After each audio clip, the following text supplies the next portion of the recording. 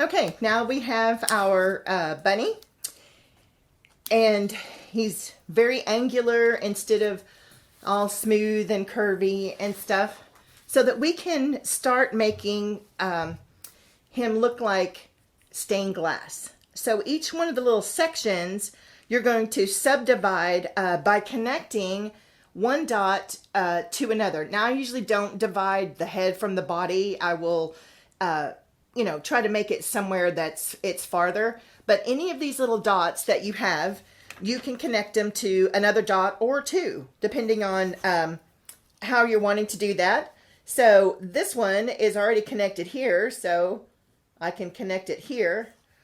I can connect this one to this one, or I can connect it like this.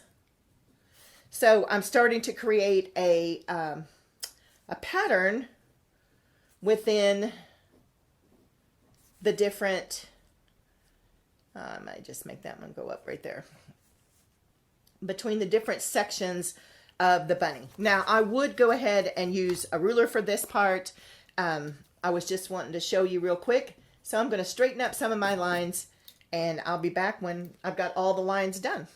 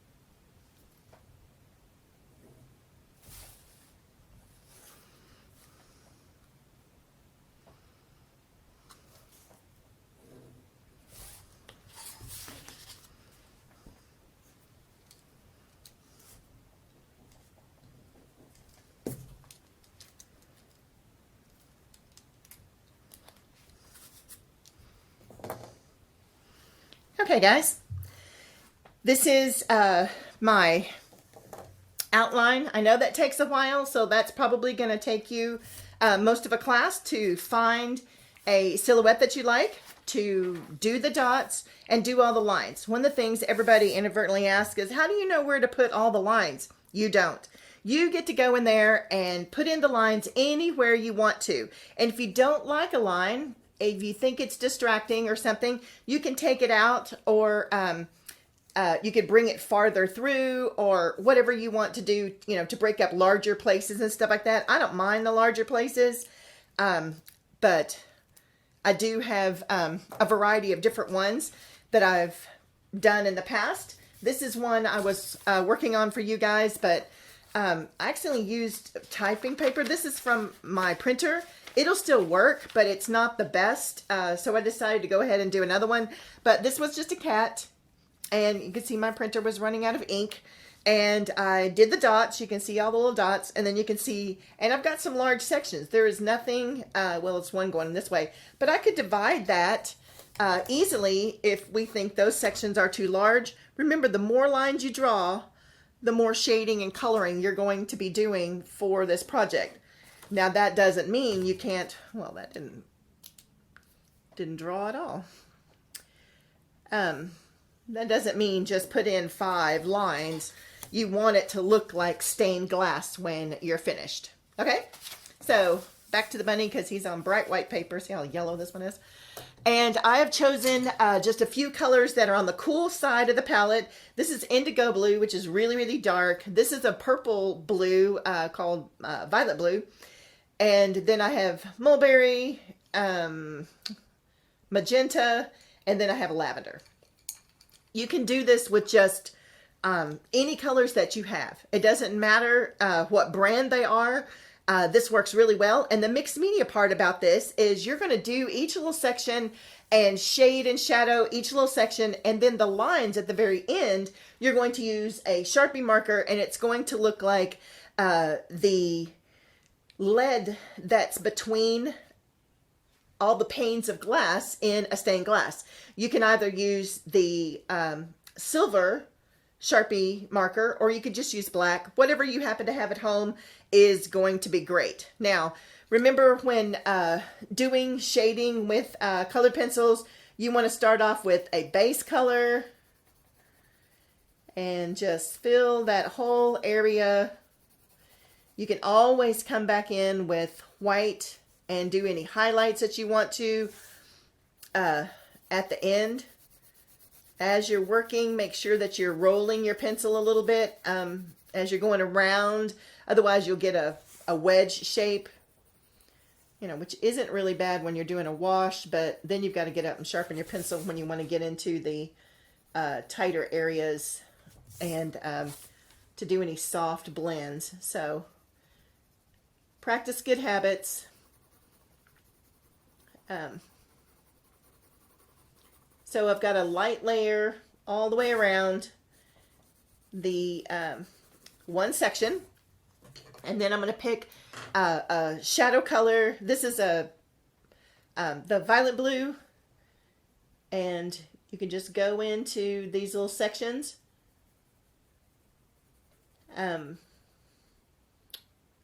Creating a wash is what we did with the purple. And now we're doing what's called a gradient. And that means you start dark and get lighter. I'm feeling some bumps on the table. So if you see any little bumps pop up, that's just where the color is hitting something on the table itself. So make sure your place is clean and dry. And so I'm going to work my gradient from the dark to the light. Goodness, doesn't want to move.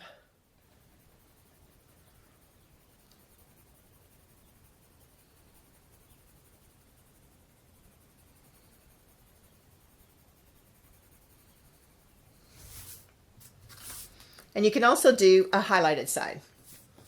So you can choose a white or even another color.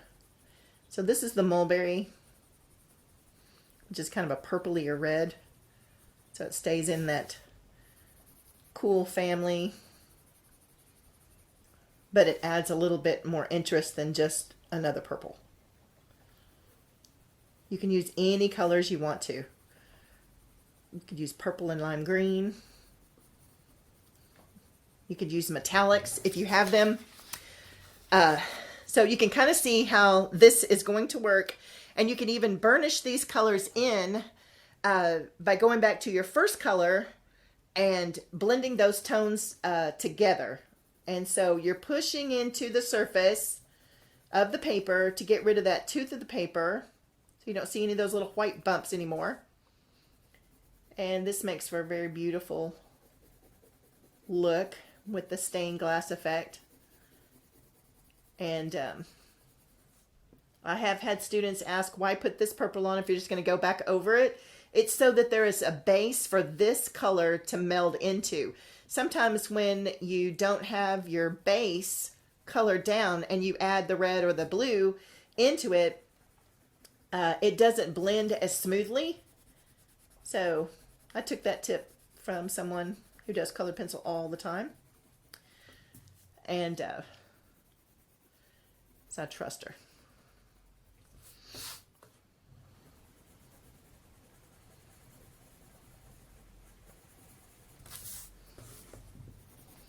So you're going to work your way around your piece. One of the things I like to do is if there's red here, I'll bring a little red here, and then maybe the purple or, you know, even another color up farther. You can make this as colorful as you'd like. You can use every color in your arsenal if you'd like. But you just want them all to be about the same.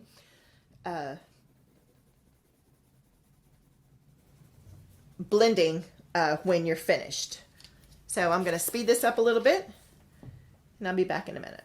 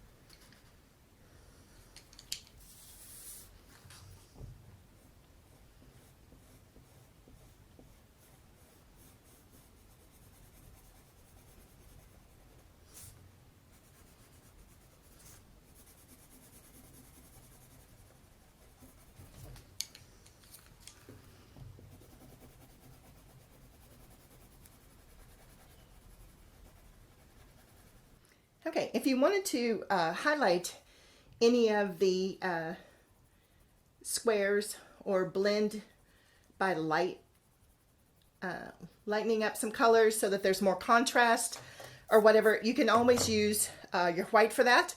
But I'm not going to spend the entire time here doing the coloring part. So can't wait to see what you guys are doing. If you want to use your black pen, your black colored pencil, use your ruler. Very carefully, and add your black lines nice and smooth, staying within those parameters. Now you need to make sure that you don't get any black on the ruler when you're moving it around as well. Another thing you can do is use metallics. This is a fine tip purple metallic. And since I was using purple colors, I went ahead and grabbed that just so you could see the different kind of look that you can get with the different pieces.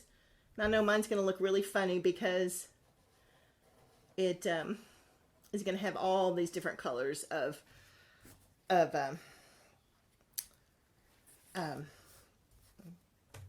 the what do you call it? The stuff in between the panes of glass and stained glass. And then I have a Sharpie that is silver, and it's probably going to look very similar to this purple because that purple isn't showing up very much since it's next to so much brighter purple for it being dark. I'm going to try it on there. My silver is kind of running out, but you can see it there. They make one that is like an antique gold and stuff. I don't actually have that one, but I do have a gold so that you can see the difference in all of the varieties of lead that shows in between the stained glass panels. That's why they call it lead glass. So that's what gold is going to look like. I think my favorite is probably the purple one of the ones that I have here. The silver would probably look really good as well. It's just that mine is kind of running out. Also, you can use black Sharpie, blue Sharpie, anything that's going to tie in with the color choices that you use to make all of your little division lines to separate your panes of glass. And this is your project. I can't wait to see what you guys are doing with it. Make sure you send those back in the emails. Love to get pictures of what y'all doing. Brighten up my days while we're all sitting here at home trying to figure out what to do. Let's do art. Thanks, guys.